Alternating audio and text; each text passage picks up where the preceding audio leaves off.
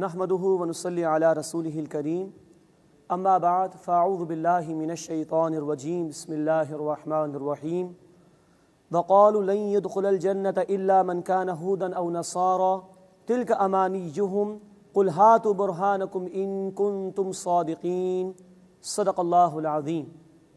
سورۃ البقرہ آیت نمبر 111 سے ہم اپنا مطالعہ شروع کر رہے ہیں۔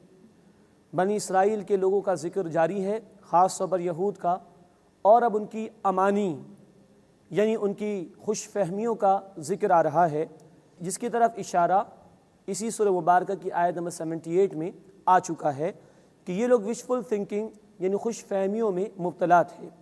وقالوا، اور انہوں نے کہا، لن يدخل الجنة الا من كان هودا او نصارى، کہ جنت میں ہرگز کوئی بھی داخل نہیں ہوگا سوائے اس کے جو یہودی ہو یا نصرانی۔ اب یہاں نوٹ فرمائیے کہ یہود و نصارہ کے آپس میں شدید اختلافات تھے، لیکن مسلمانوں کی دشمنی میں وہ مشترک ہو گئے تھے، تو کہا کہ یہودی یا نصرانی تو جنت میں داخل ہوگا، اس کے سوا کوئی بھی نہیں۔ اللہ کا تبصرہ، تلک امانیہم، یہ ان کی جھوٹی تمنائیں ہیں، وشفل تھنکنگ ہے۔ قل ہاتوا برہانکم ان کنتم صادقین، اے نبی صلی اللہ علیہ وسلم فرما دیجئے ان سے اپنی دلیل پیش کرو اگر تم سچے ہو، لاؤ دلیل لے کر آؤ، کہاں سے تم نے یہ بات گھڑ لی ہے کہ تم ہی جنت میں داخل ہوگے۔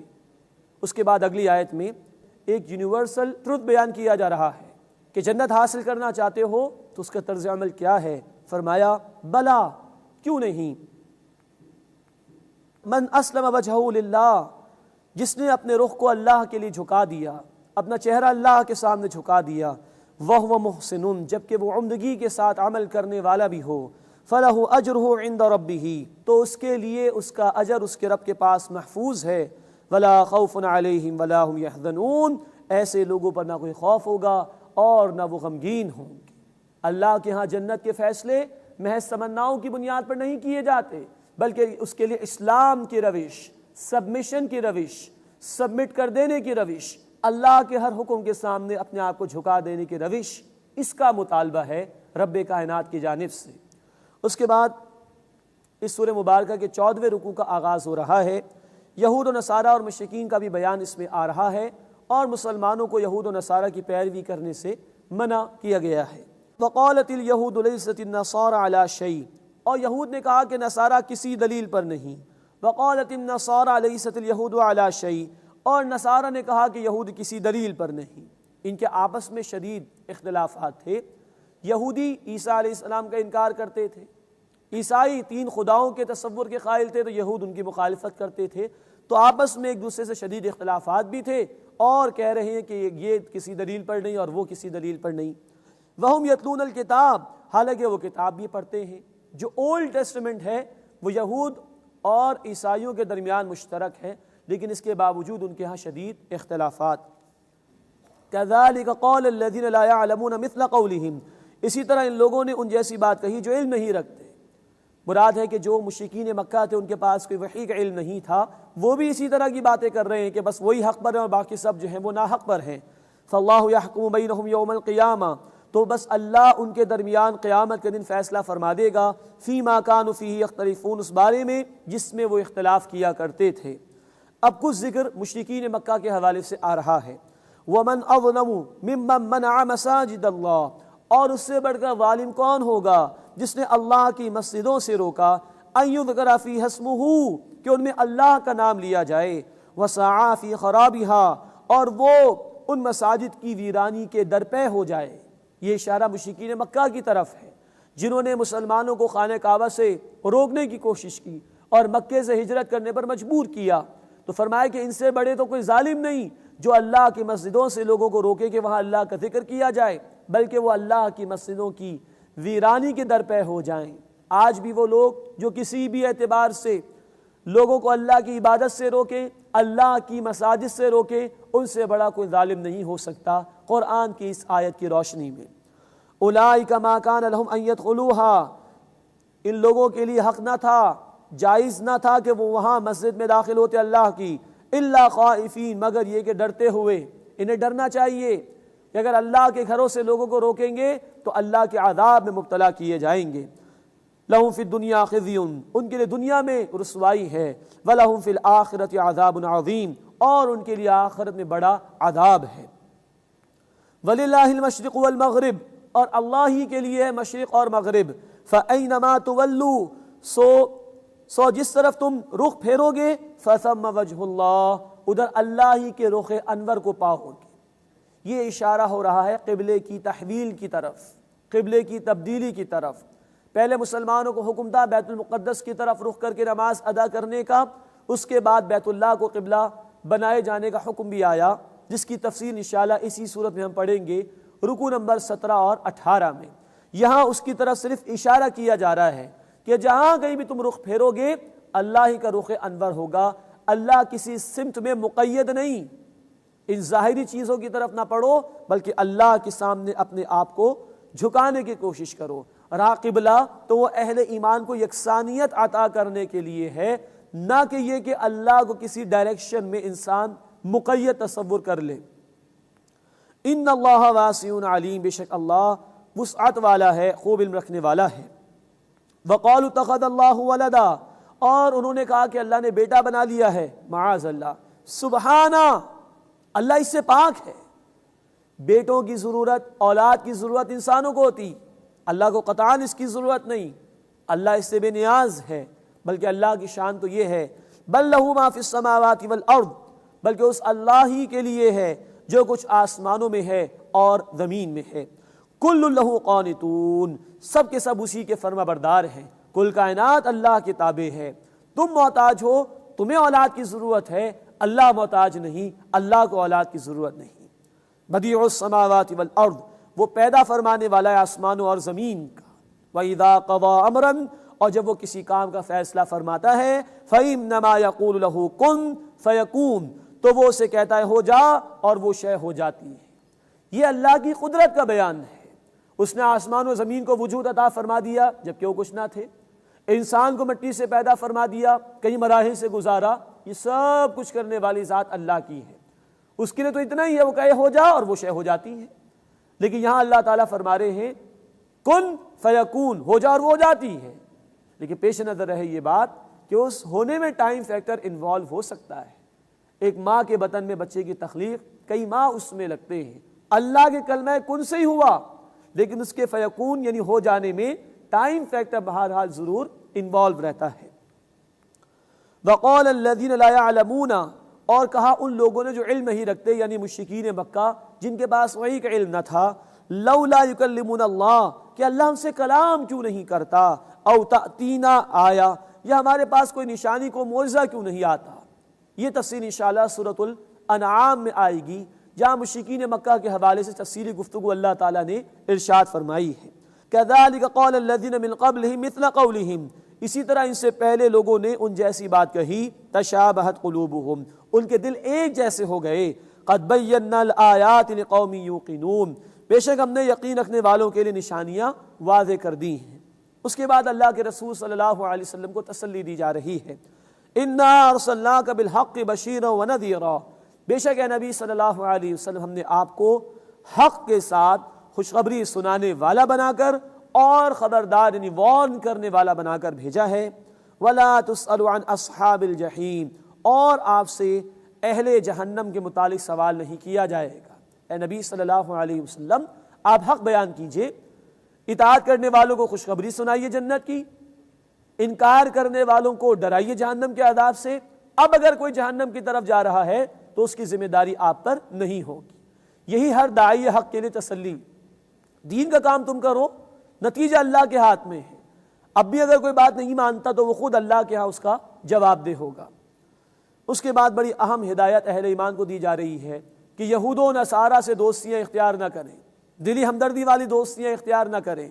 فرمایا وَلَن تَرْضَ عَنْكَ الْيَهُودُ وَلَا النَّصَارَىٰ حَتَّىٰ تَتَّبِعَ مِلَّتَهُمْ، اور اے نبی صلی اللہ علیہ وسلم یہود و نصارہ آپ سے کبھی بھی راضی نہیں ہوں گے جب تک کہ آپ ان کی ملت یعنی ان کے دین کی پیروی نہ کر لیں۔ خطاب تو ہے رسول اکرم صلی اللہ علیہ وسلم، مسلمانوں کو ہدایت دی جا رہی ہے، یہود و نصارہ سے کوئی دلی ہمدردی والی دوستیاں اختیار نہ کرنا۔ ایک حسن سلوک وہ کر سکتے ہو کفار سے، لیکن دلی ہمدردی والی دوستی وہ مومن کی صرف مومن سے ہو سکتی ہے. اور یہ یہود و نصارہ جو دین کے دشمن ہیں کبھی تم سے راضی نہیں ہوں گے جب تک کہ تم ان کی ملت ان کے دین کی پیروی نہ کر لو. مراد یہ ہے اپنے دین کو چھوڑ دو، ان کی ملت میں شامل ہو جاؤ تو شاید یہ تم سے راضی ہو جائیں گے، ورنہ کبھی بھی تم سے راضی نہیں ہوں گے. یہ اللہ کا اٹل فیصلہ اور یہ ہدایت رب کائنات نے قرآن میں عطا فرما دی. اس تناظر میں آج ہم دیکھیں مسلم حکمرانوں کو بھی کہ وہ یہود و نصارہ سے دوستی اختیار کر رہے ہیں، مسلمانوں کی جانوں کا سودا کر رہے ہیں. کیا وہ اللہ کے یہاں کامیاب ہو سکیں گے؟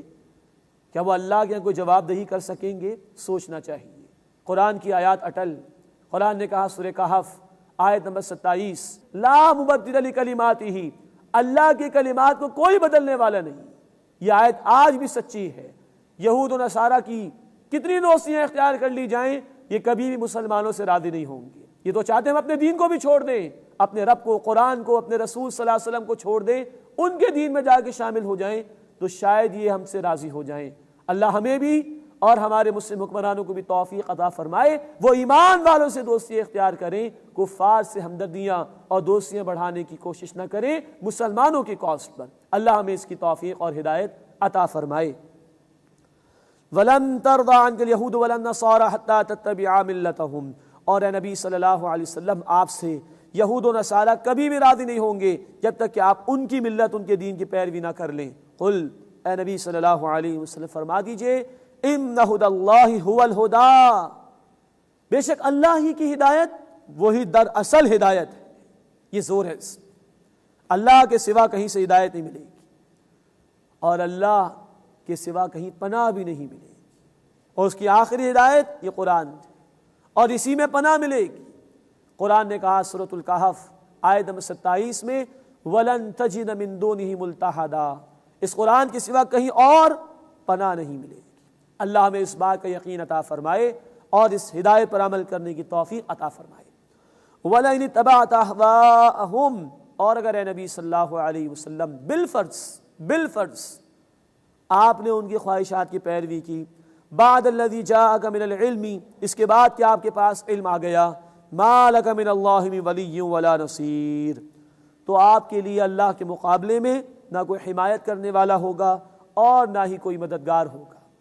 دراصل خطاب تو ہو رہا ہے رسول اکرم صلی اللہ علیہ وسلم سے، لیکن امت کو رہنمائی دی جا رہی اس سے کہ اللہ کے رسول صلی اللہ علیہ وسلم سے اس قسم کا کوئی امکان نہیں تھا کہ وہ اللہ کے بجائے کسی اور کی پیروی کریں گے. امت سے امکان ہے اور امت آج یہ کام کر رہی. اللہ کی کتاب کو چھوڑ کر جو حق آ چکا ہے وہ غیروں کے اصولوں کو اختیار کر رہی ہے، غیروں سے سسٹمز اور ازمز کو لے کر فالو کر رہی ہے، تو پھر اللہ کے مقابلے میں نہ کوئی حمایت کرنے والا ہوگا نہ کوئی مددگار ہوگا. اللہ ہمیں اس کا یقین عطا فرمائے اور اپنی اس کتاب سے جڑنے اور اپنے حبیب صلی اللہ علیہ وسلم کے اسوہ حسنہ کی پیروی کرنے کی توفیق عطا فرمائے. اس کے بعد قرآن حکیم نے اہل کتاب کے نیک لوگوں کا ذکر کیا ہے. یہ قرآن کا اعجاز اور خوبی. اہل کتاب کی برائیاں بھی قرآن نے بیان کی. اگر وہاں کچھ لوگ اچھے تھے یا ان لوگوں میں کوئی خوبی تھی تو قرآن نے اس کو بھی بیان کیا ہے. یہ توازن ہے، بیلنس ہے قرآن حکیم کا، جو اللہ ہی کے کلام میں ہمیں مل سکتا ہے، انسانوں کے کلام میں نہیں مل سکتا. تو اہل کتاب کے نیک لوگوں کا ذکر. الذین آتیناہم الکتاب، جن لوگوں کو ہم نے کتاب عطا کی ہے، یتلونہ حق تلاوتی، وہ اس کی تلاوت کرتے ہیں جیسا کہ اس کی تلاوت کرنے کا حق ہے. اولئک یؤمنون بہ، وہی اس پر ایمان رکھتے ہیں. مراد ہے جو تلاوت کا حق ادا کرتے ہیں انہی کا کتاب پر ایمان ہوتا ہے.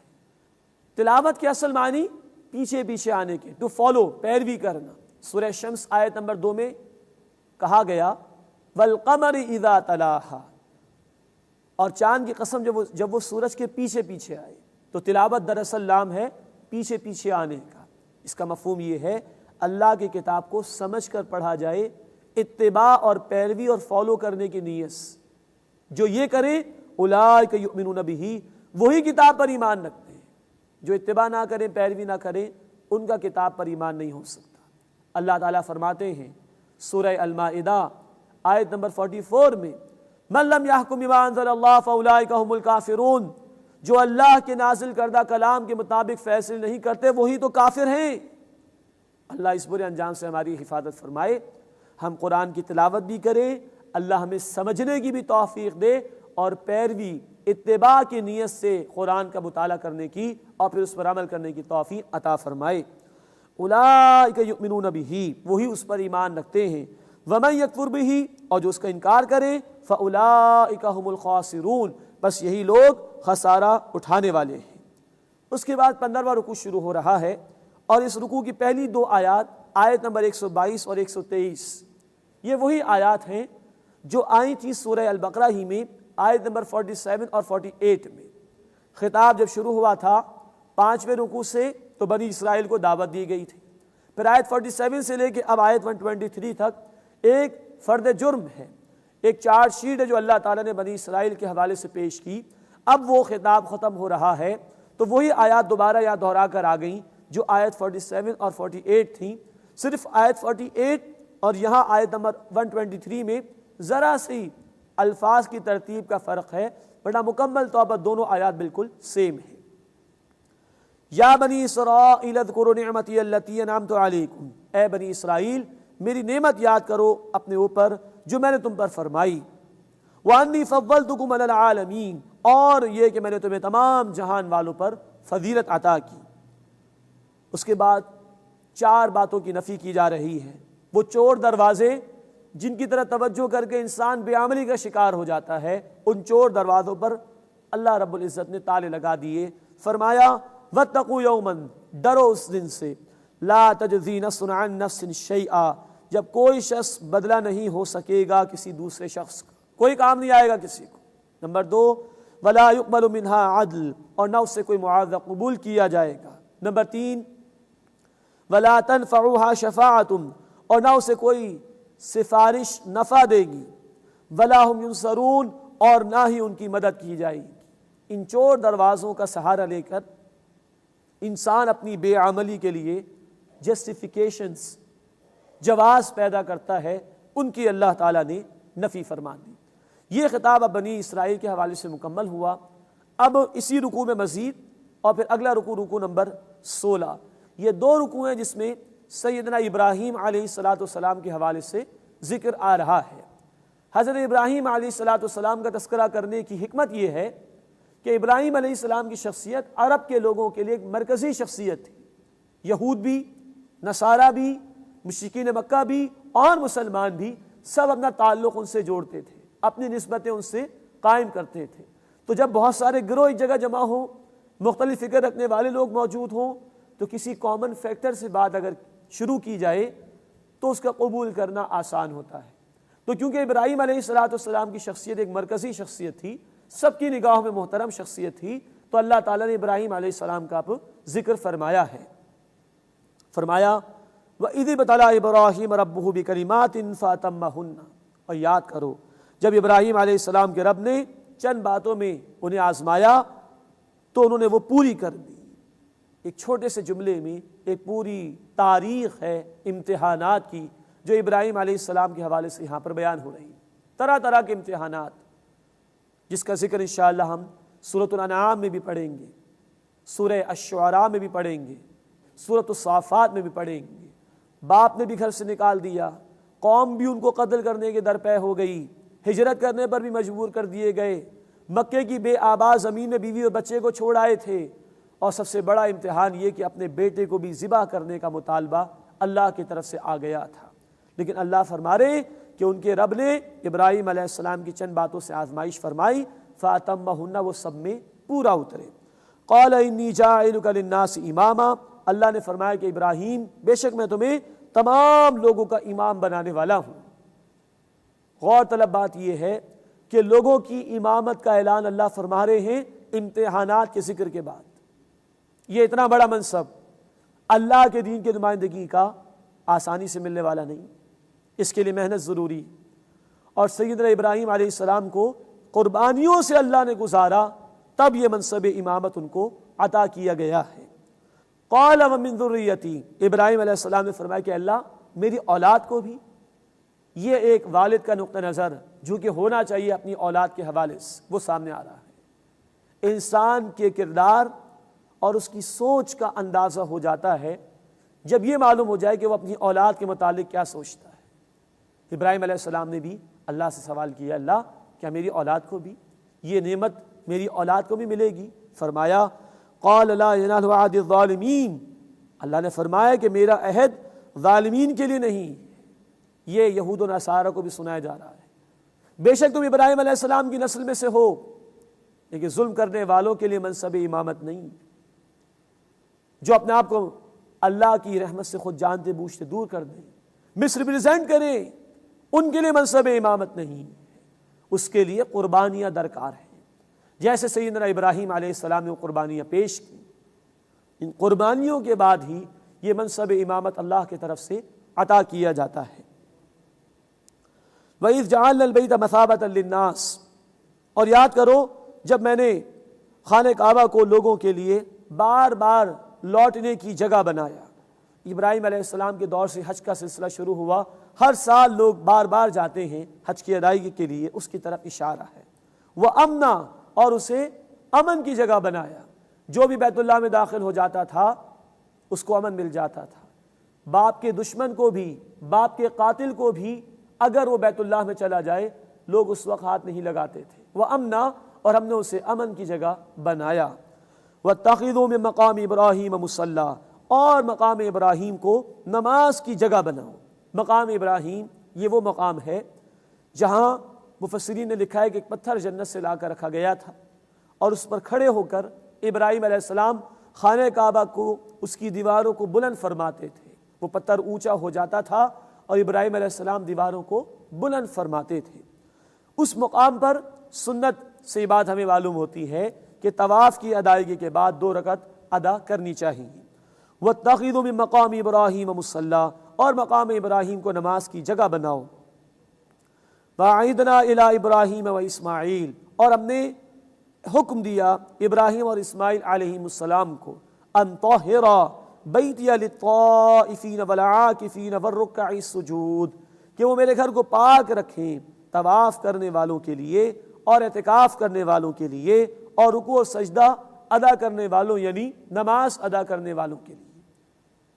بیت اللہ اور اسی کے حوالے سے تمام مساجد کے لیے حکم ہے ان کو پاک صاف رکھا جائے، ظاہری اعتبار سے بھی اور باطنی اعتبار سے بھی۔ باطنی اعتبار سے شرک سے پاک رکھا جائے اور ظاہری اعتبار سے بھی ان کو پاک صاف رکھنا چاہیے۔ پھر بیت اللہ میں عبادت کی جو فضیلت ہے، فرض نماز کے بعد اس کی ترتیب یہی، سب سے پہلے طواف کرنے کی فضیلت ہے، اس کے بعد اعتکاف کرنے کی فضیلت ہے، اور اس کے بعد نوافل ادا کرنے کی فضیلت ہے۔ وَإِذْ قَالَ إِبْرَاهِيمُ رَبِّ اجْعَلْ هَٰذَا بَلَدًا آمِنًا، اور یاد کرو جب ابراہیم علیہ السلام نے دعا کی، اے میرے رب اس شہر کو امن والا بنا دے، وَارْزُقْ أَهْلَهُ مِنَ الثَّمَرَاتِ، اور اس کے رہنے والوں کو پھلوں میں سے روزی عطا فرما، مَنْ آمَنَ مِنْهُمْ بِاللَّهِ وَالْيَوْمِ الْآخِرِ، جو ان میں سے ایمان لائے اللہ پر اور آخرت کے دن پر۔ اب جیسے ہم پیچھے پڑھ چکے کہ اللہ تعالیٰ نے کہا تھا کہ میرا وعدہ ظالمین کے لیے نہیں، تو جب یہ رزق کی دعا کر رہے ہیں تو ابراہیم علیہ السلام نے ایک بات اس میں ایڈ کر دی کہ اللہ جو ایمان لائے، جو نیک عمل کرے اسے رزق عطا فرما۔ اللہ تعالیٰ نے آگے فرمایا، قال، فرمایا، ومن کفر، اور جس نے کفر کیا، فأمتعه قلیلا، میں اسے تھوڑا سا نفع دوں گا، ثم اضطرہ الی عذاب النار، پھر اس کو مجبور کروں گا آگ کے عذاب کی طرف، وبئس المصیر، اور وہ لوٹنے کی بری جگہ ہے۔ اب ابراہیم علیہ السلام نے تو کہا تھا کہ اللہ جو ایمان لائے اور عمل لے کرے اسے روزی دیجیے، تو یہاں اللہ تعالیٰ نے وضاحت فرما دی کہ کفر کرنے والے کو بھی دنیا کی نعمتیں مل جائیں گی۔ دنیا کی نعمتوں کا انحصار تقوی یا نیک عمل پر نہیں، یہاں ہر ایک کو مل جائے گا۔ ہاں منصب امامت، اللہ کی نگاہوں میں کسی کا مقام، اس کے لیے ایمان اور عمل صالح ضروری ہے۔ دنیا کی نعمتیں تو ہر ایک کو مل جائیں گی، کفار کو بھی مل جائیں گی۔ وبئس المصیر، اور وہ آگ جہنم کا عذاب وہ لوٹنے کی بہت بری جگہ ہے۔ وَإِذْ يَرْفَعُ إِبْرَاهِيمُ الْقَوَاعِدَ مِنَ الْبَيْتِ وَإِسْمَاعِيلُ، اور یاد کرو جب ابراہیم علیہ السلام اور اسماعیل علیہ السلام خانہ کعبہ کی بنیادوں کو اٹھا رہے تھے، بلند کر رہے تھے۔ مفسرین نے یہ بات بیان کی ہے روایات کی روشنی میں، خانہ کعبہ کی اول تعمیر ایک رائے ہے کہ فرشتوں نے فرمائی اور ایک رائے ہے کہ آدم علیہ السلام نے فرمائی۔ تو وہ موجود تھا پہلے سے ہی. زمانے کے گزرنے کے ساتھ ساتھ سیلاب وغیرہ کے آ جانے کی وجہ سے عمارت مخدوش اور کمزور ہو گئی تھی، بنیادیں موجود تھیں. ابراہیم علیہ السلام نے بنیادوں کو اور بلند کیا اور عمارت کو اور بڑا کیا اور بلند کیا اور دوبارہ تعمیر فرمائی. ربنا تقبل منا، دعا کر رہے تھے دونوں باپ بیٹا، اے ہمارے رب ہماری جانب سے قبول فرما، انک انت السمیع العلیم، بے شک تو خوب سننے والا، خوب علم رکھنے والا ہے. اب اگلے الفاظ پر توجہ فرمائیے گا. ربنا، اے ہمارے رب، وجعلنا مسلمین لک، اور ہم دونوں کو اپنا مسلم بنا دے،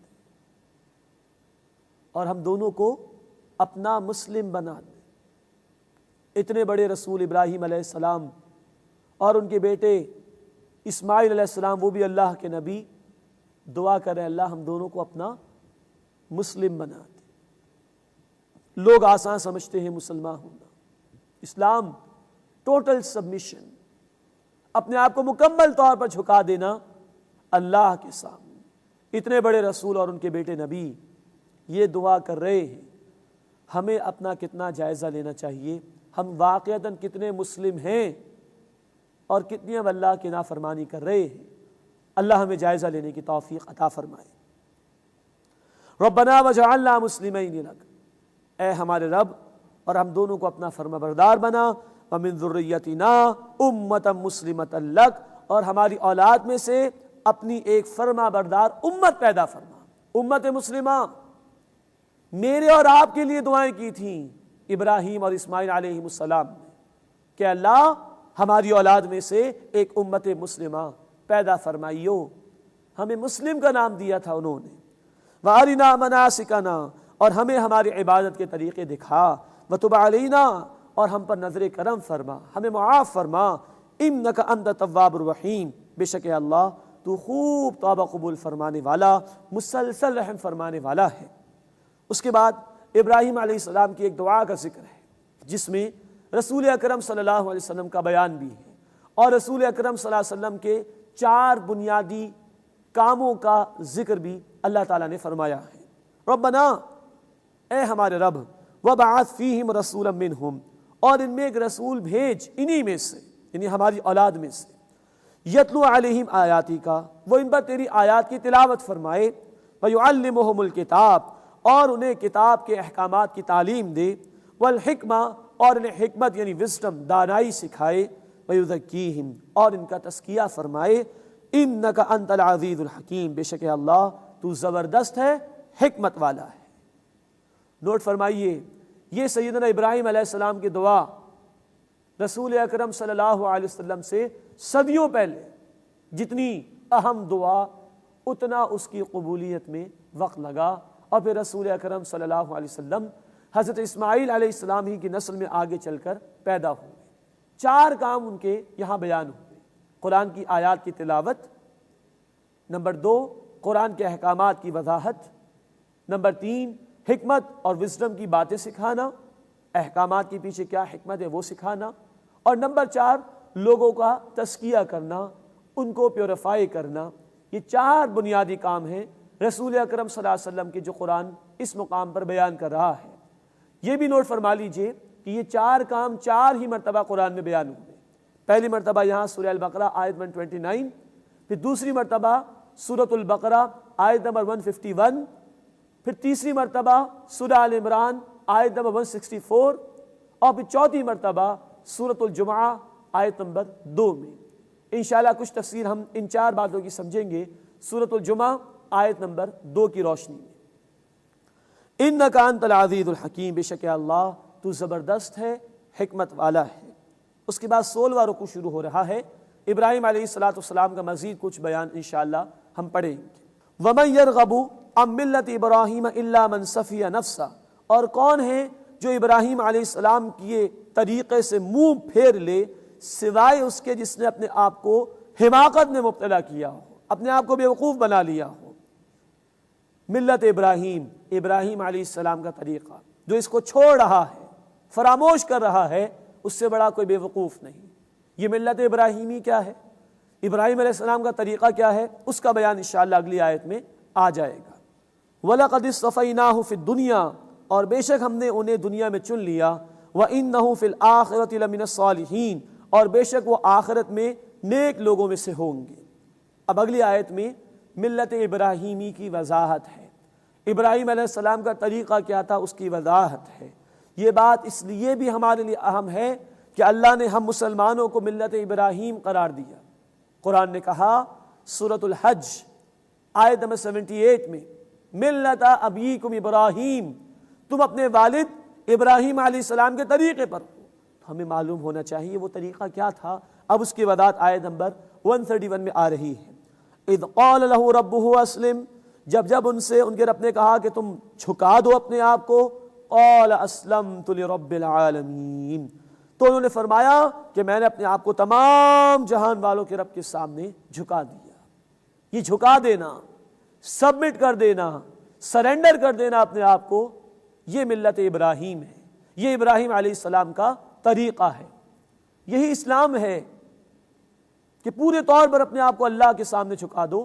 سورۃ البقرہ آیت نمبر 208 میں ہم سے مطالبہ ہے، ادخلوا فی السلم کافۃ، اسلام میں پورے کے پورے داخل ہو جاؤ۔ اور ہم پڑھ چکے سورۃ البقرہ آیت 85 میں، کچھ باتوں کو ماننا کچھ کو نہ ماننا یہ قابل قبول نہیں، بلکہ اس پر دنیا میں ذلت و رسوائی اور آخرت میں شدید عذاب کی وعید اور ڈراوا سنایا گیا ہے۔ اذ قال له ربه اسلم، جب انہیں ان کے رب نے کہا کہ اپنے آپ کو جھکا دو، قال اسلمت لرب العالمین، ابراہیم علیہ السلام نے فرمایا کہ میں نے اپنے آپ کو جھکا دیا تمام جہان والوں کے رب کے سامنے۔ ووصى بها ابراہیم بنیہ ویعقوب، اور ابراہیم علیہ السلام نے اپنے بیٹوں کو اور یعقوب علیہ السلام نے بھی اسی کی وصیت کی۔ اب یہود و نصارہ کو بھی سنایا جا رہا ہے، تم دعویٰ کرتے ہو ابراہیم علیہ السلام کو ماننے کا، پیروی ان کی کرتے نہیں ہو، دیکھو تمہارے آباء و اجداد نے کیا تلقین تمہیں کی تھی۔ ابراہیم علیہ السلام نے بھی اور یعقوب علیہ السلام نے بھی ایک ہی اللہ کی بات ماننے کی تلقین کی تھی، آج تم اسے فراموش کر رہے ہو۔ فوصى بها ابراہیم بنیہ ویعقوب، اور ابراہیم علیہ السلام نے اپنے بیٹوں کو اور یعقوب علیہ السلام نے بھی اسی کی وصیت فرمائی، یا بنیہ، اے میرے بیٹو، ان اللہ اصطفیٰ لکم الدین، بے شک اللہ نے تمہارے لیے دین کو چن لیا ہے، فلا تموتن الا وانتم مسلمون، تو تمہیں موت نہ آئے مگر اس حال میں کہ تم اللہ کے مسلم رہو، فرما بردار رہو۔ یہ ہے لائف ٹائم کا اللہ کا ہم سے مطالبہ، ہر لمحے اللہ کی فرما برداری، نافرمانی نہ کرنا، موت آئے تو فرما برداری کی حالت میں، اسے کہ نہیں معلوم تم کیا عمل کر رہے ہو، کیا گناہ کر رہے ہو، اور اسی وقت موت آ جائے تو کیا منہ لے کر اللہ کے سامنے جاؤ گے۔ اللہ ہمیں ایسی بری موت سے محفوظ فرمائے۔ اور اللہم من احییتہ منا فاحیہ علی الاسلام ومن توفیتہ منا فتوفہ علی الایمان، اے اللہ ہم میں سے تو جسے بھی زندہ رکھے اسلام کی حالت میں زندہ رکھ، اور جسے بھی تو موت عطا فرمائے اے اللہ ایمان کی حالت میں موت عطا فرما، یہ موت اللہ ہمیں عطا فرمائے۔ فلا تموتن الا وانتم مسلمون، بس تمہیں موت نہ آئے مگر اس حال میں کہ تم اللہ کے مسلم، اس کے فرما بردار رہو۔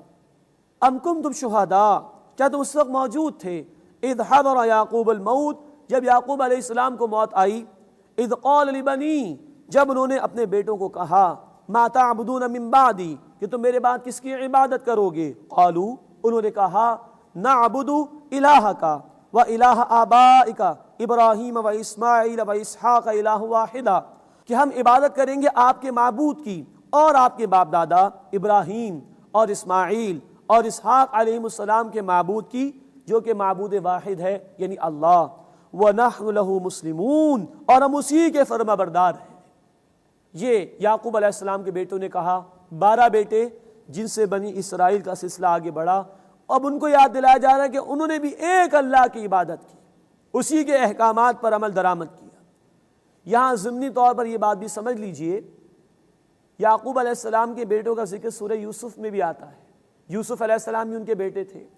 وہاں جو کردار ہمارے سامنے آتا ہے تو یوسف علیہ السلام کے بھائیوں نے اولاً سازش کی تھی ان کے خلاف، لیکن بالآخر انہوں نے معافی بھی مانگ لی تھی، اور یہاں قرآن نے ان کا بیان بھی کر دیا، ان سب نے کہا تھا کہ ایک اللہ کی عبادت کریں گے، اسی اللہ نے صفائی پیش کر دی ہے، اور اب ہمیں کوئی حق حاصل نہیں کہ یوسف علیہ السلام کے بھائیوں یعنی یعقوب علیہ السلام کے بیٹوں کے اوپر انگلی اٹھائیں یا کوئی برے الفاظ ہماری زبان پر آئیں، اس سے ہمیں بچنا چاہیے۔ وَنَحْنُ لَهُ مُسْلِمُونَ، اور ہم اسی اللہ کے فرما بردار ہیں۔ تِلْكَ أُمَّةٌ قَدْ خَلَتْ، یہ ایک امت تھی جو گزر چکی، لَهَا مَا كَسَبَتْ وَلَكُمْ مَا كَسَبْتُمْ، اس کے لیے وہ ہے جو اس نے کمایا، جو ان کے اعمال تھے وہ اس کے جواب دے ہوں گے، اور تمہارے لیے وہ کچھ ہے جو تم نے کمایا، تمہیں اپنے اعمال کا خود جواب دینا ہوگا۔ وَلَا تُسْأَلُونَ عَمَّا كَانُوا يَعْمَلُونَ، اور تم سے اس کے بارے میں سوال نہیں کیا جائے گا جو کچھ کہ وہ کیا کرتے تھے۔ یہی آیت بالکل انہی الفاظ میں دوبارہ آئے گی انشاءاللہ، آیت نمبر 141، یہی الفاظ، اور بڑی اہم بات اللہ نے یہاں بیان فرمائی، وہ تو گزر چکے ان کا اور ان کے رب کا معاملہ، تمہیں اپنا جواب اللہ کے سامنے دینا ہوگا، اور جو کچھ وہ کرتے تھے اس کے متعلق تم سے سوال نہیں ہوگا، ہر ایک کو اپنا جواب خود دینا ہے۔ کسی نسل میں پیدا ہو جانے کی بنیاد پر نجات نہیں، کسی سے نسبت اور تعلق ہونے کی بنیاد پر نجات نہیں۔ اللہ کے حبیب صلی اللہ علیہ وسلم نے فرمایا، مسلم شریف کی روایت ہے، جو عمل میں پیچھے رہ گیا نسب اس کو آگے نہیں بڑھا سکے گا کہ کیونکہ میں فلاں نسل میں ہوں تو میری بخشش ہو جائے گی، نہیں، فیصلہ کن شے انسان کا اپنا عمل، اور ہر ایک کو اپنا جواب خود دینا ہوگا۔ وَلَا تُسْأَلُونَ عَمَّا كَانُوا يَعْمَلُونَ، اور تم سے اس کے بارے میں سوال نہیں کیا جائے گا جو کچھ وہ کیا کرتے تھے۔ وَقَالُوا كُونُوا هُودًا أَوْ نَصَارَىٰ تَهْتَدُوا، اور انہوں نے کہا تم یہودی نصرانی ہو جاؤ ہدایت پا جاؤ گے۔ اللہ کا تبصرہ، قل، اے نبی صلی اللہ علیہ وسلم فرما دیجئے، بل ملت ابراہیم حنیفا، بلکہ میں نے یکسو ہو جانے والے ابراہیم علیہ السلام کے طریقے کی پیروی اختیار کی۔ کسی گروہ میں ہونے کی بنیاد پر نجات نہیں، عمل کی بنیاد پر پیروی کرنے کے ساتھ نجات کا وعدہ ہے اللہ کی طرف سے۔ تو اے نبی آپ فرما دیجئے میں نے تو پیروی اختیار کر لی یکسو ہو جانے والے ابراہیم علیہ السلام کے طریقے کی، وما کان من المشرکین، اور وہ مشرکین میں سے نہیں تھے۔ قولوا آمنا باللہ، کہو ہم ایمان لائے اللہ پر، وما انزل الینا، اور جو ہماری طرف نازل کیا گیا، وما انزل الی ابراہیم و اسماعیل و اسحاق و یعقوب والاسباط، اور جو کچھ نازل کیا گیا ابراہیم اور اسماعیل اور اسحاق اور یعقوب اور اولاد یعقوب علیہ السلام پر، وما اوتی موسیٰ و عیسیٰ، اور جو کچھ عطا کیا گیا موسیٰ اور عیسیٰ علیہ السلام کو، وما اوتی النبیون من ربہم، اور جو کچھ عطا کیا گیا انبیاء کو ان کے رب کی طرف سے، لا نفرق بین احد منہم، ہم ان میں سے کسی ایک کے درمیان بھی فرق نہیں کرتے، وَنَحْنُ لَهُ مُسْلِمُونَ، اور ہم اسی اللہ کے فرما بردار ہیں۔ یہ مسلمانوں کو حکم دیا گیا اور ان کے عقیدے کا بیان بھی آ گیا۔ ہم تمام کتابوں پر ایمان رکھتے ہیں، ہر دور میں اللہ نے جو وحی نازل فرمائی سب پر ہمارا ایمان، ہم کسی بھی رسول کا انکار نہیں کرتے اور رسولوں کے درمیان تفریق نہیں کرتے، اور ہم اسی ایک اللہ کے فرما بردار ہیں۔ تو مسلمان زیادہ براڈ مائنڈڈ ہیں، نصارہ عیسیٰ علیہ السلام کو مانتے ہیں، محمد صلی اللہ علیہ وسلم کا انکار کرتے ہیں، یہودی موسیٰ علیہ السلام کو مانتے ہیں، محمد صلی اللہ علیہ وسلم کا انکار کرتے ہیں۔ مسلمان تمام رسولوں کو مانتے ہیں، کسی ایک رسول کا انکار تمام رسولوں کے انکار کے مترادف ہو جائے گا۔ مسلمانوں کا عقیدہ زیادہ پختہ ہے، زیادہ وسیع ہے، اور وہ زیادہ براڈ مائنڈڈ ہے۔ وَنَحْنُ لَهُ مُسْلِمُونَ، اور ہم اسی ایک اللہ کے فرما بردار ہیں۔ فَإِنْ آمَنُوا، پس اگر وہ ایمان لے آئیں، بِمِثْلِ مَا آمَنْتُمْ بِهِ، جیسے اے اہل ایمان تم ایمان لائے ہو، فَقَدْ اهْتَدَوْا، تو وہ ہدایت پا جائیں گے۔ یہاں صحابہ کرام رضی اللہ تعالیٰ عنہ مجمعین کی عظمت کا بیان ہے۔ اگر یہ یہود و نصارہ اے صحابہ رضی اللہ تعالیٰ عنہ مجمعین تمہاری طرح ایمان لے آئیں، اسی کے اول وہی مسلمان اس وقت موجود تھے جب قرآن نازل ہو رہا تھا، تو ان کو ہدایت ملے گی۔ تو یہ صحابہ کی عظمت کا بیان بھی اس مقام پر آتا ہے ہمارے سامنے۔ وَإِن تَوَلَّوْا، اور اگر انہوں نے منہ پھیر لیا، فَإِنَّمَا هُمْ فِي شِقَاقٍ، تو بے شک وہی ضد میں ہیں، فَسَيَكْفِيكَهُمُ اللَّهُ، پس ان قریب اے نبی صلی اللہ علیہ وسلم ان کے مقابلے میں اللہ ہی آپ کے لیے کافی ہوگا۔ اب یہ تسلی دی جا رہی ہے رسول اکرم صلی اللہ علیہ وسلم کو، نو کمپرومائز، ان کی مخالفت کی پرواہ نہ کیجئے، ان کو اہمیت نہ دیجئے، ان کے مقابلے میں اللہ آپ کے لیے کافی ہے۔ یہی بات آئی ہے سورۃ المائدہ آیت 67 میں، وَاللَّهُ يَعْصِمُكَ مِنَ النَّاسِ، لوگوں کے مقابلے میں اے نبی صلی اللہ علیہ وسلم اللہ آپ کی حفاظت فرمائے گا۔ اور اس توسط سے تمام اہل ایمان کو کہا جا رہا ہے دین کے لیے محنت کرو، مخالفت کرنے والوں کے مقابلے میں اللہ کافی ہے۔ فَسَيَكْفِيكَهُمُ اللَّهُ، بس قریب ان کے مقابلے میں آپ کے لیے اللہ ہی کافی ہوگا۔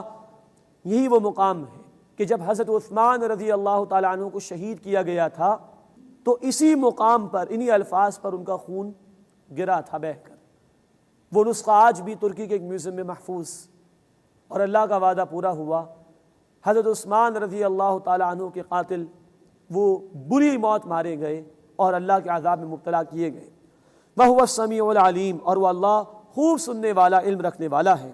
صبغۃ اللہ، مسلمانوں کو کہا جا رہا ہے کہ یوں کہو ہم نے اختیار کیا صبغۃ اللہ، اللہ کا رنگ، یعنی اللہ کی اطاعت کا رنگ۔ نصارہ کے ہاں یہ ایک روش تھی، بیپٹائز کرتے تھے، رنگ سے نہلاتے تھے بچوں کو، بیپٹائز کرتے تھے، یا کوئی عیسائی بنتا تھا تو اس کو بیپٹائز کرتے تھے۔ فرمائے ان ظاہری رنگوں میں کچھ نہیں رکھا، صبغۃ اللہ، اللہ کی اطاعت کے رنگ کو اختیار کرو۔ وَمَنْ أَحْسَنُ مِنَ اللَّهِ صِبْغًا، اور کس کا رنگ اچھا ہو سکتا ہے اللہ کے مقابلے میں۔ وَنَحْنُ لَهُ عَابِدُونَ، اور ہم اسی اللہ کی عبادت کرنے والے ہیں۔ قل، اے نبی صلی اللہ علیہ وسلم فرما دیجئے، اتحاجوننا فی اللہ، کیا تم ہم سے جھگڑتے ہو اللہ کے بارے میں؟ وَهُوَ رَبُّنَا وَرَبُّكُمْ، حالانکہ وہ ہمارا بھی رب ہے اور تمہارا بھی۔ وَلَنَا أَعْمَالُنَا وَلَكُمْ أَعْمَالُكُمْ، اور ہمارے لیے ہمارے اعمال ہیں اور تمہارے لیے تمہارے اعمال ہیں۔ وَنَحْنُ لَهُ مُخْلِصُونَ، اور ہم اللہ ہی کے لیے خالص ہیں۔ خلوص اس کا ذکر آ رہا ہے۔ آیت 136 ہم اللہ کے مسلم، اس کے فرما بردار ہیں۔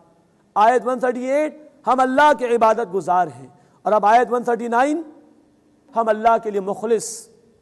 اگر اخلاص کے بغیر کوئی عمل اور عبادت ہو وہ قابل قبول نہیں، اور دکھاوے کا عمل یہ اخلاص کی ضد ہے، اور مسند احمد کی حدیث کے مطابق شرک ہے۔ دکھاوے کی نماز، دکھاوے کا صدقہ، دکھاوے کا روزہ شرک ہے۔ اللہ ہمیں اخلاص عطا فرمائے۔ ام تقولون ان ابراہیم و اسماعیل و اسحاق و یعقوب والاسباط کانوا ھودا و نصارا، مسلمانوں سے کہا جا رہا ہے تم ان سے کہو، یہود و نصارہ سے، کیا تم کہتے ہو کہ ابراہیم اور اسماعیل اور اسحاق اور یعقوب اور اولاد یعقوب علیہم السلام یہودی تھے یا نصرانی؟ کیا تم یہ کہتے ہو؟ قل، اے نبی صلی اللہ علیہ وسلم فرما دیجئے، اانتم اعلم ام اللہ، کیا تم زیادہ جانتے ہو کہ اللہ زیادہ جانتا ہے؟ ابراہیم علیہ السلام مسلم تھے، ہم آیت 131 میں پڑھ چکے، ہر موقع پر انہوں نے اپنے آپ کو جھکا دیا، مسلم تھے۔ تم یہودی اور نصرانی انہیں کہہ رہے ہو، کیا تم زیادہ جانتے ہو کہ اللہ زیادہ جانتا ہے؟ ہمیں سوچنا چاہیے۔ آج ہم مختلف مسالک میں بٹے ہوئے ہیں، گروہوں میں بٹے ہوئے ہیں۔ کیا ایسے کوئی نام جو آج ہم نے اختیار کر لیے وہ صحابہ کا نام تھا؟ وہ کیا محمد صلی اللہ علیہ وسلم کا نام وہی کچھ تھا؟ آج ہم نے دیوبندی، بریلوی، اہل حدیث جو کیپشنز اختیار کر رکھے، کیا صحابہ دیوبندی، بریلوی، اہل حدیث تھے؟ کیا اللہ کے رسول صلی اللہ علیہ وسلم دیوبندی، بریلوی، اہل حدیث؟ ہی واز اے مسلم، صحابہ مسلم تھے۔ ہمیں اللہ نے مسلم بننے کا حکم دیا، ہم سے کہلوایا جا رہا ہے آیت 136 میں وَنَحْنُ لَهُ مُسْلِمُونَ، ہم اس اللہ کے مسلم ہیں۔ اللہ ہمیں ان مسلکوں سے بڑھ کر آگے جانے کی توفیق دے اور ہمیں واقعتاً مسلم بننے کی توفیق عطا فرمائے۔ وَمَنْ أَظْلَمُ مِمَّنْ كَتَمَ شَهَادَةً عِنْدَهُ مِنَ اللَّهِ، اور اس سے بڑھ کر ظالم کون ہوگا جس نے وہ گواہی چھپائی جو اللہ کی طرف سے اس کے پاس تھی۔ یہ علماء یہود کا بیان، جو جانتے تھے رسول اکرم صلی اللہ علیہ وسلم کو اور ان کی بشارات کو بھی جو ان کی کتابوں میں تھی، لیکن وہ چھپاتے تھے۔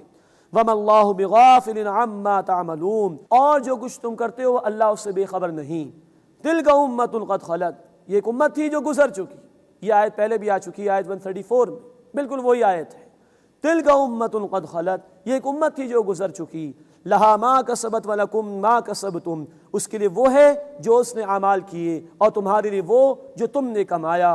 وَلَا تُسْأَلُونَ عَمَّا كَانُوا يَعْمَلُونَ، اور تم سے اس کے بارے میں سوال نہیں کیا جائے گا جو کچھ وہ کیا کرتے تھے۔ اللہ ہمیں عمل کرنے کی توفیق عطا فرمائے اور ہر قسم کی گمراہی سے محفوظ فرمائے۔ آمین یا رب العالمین۔ وآخر دعوانا الحمد للہ رب العالمین۔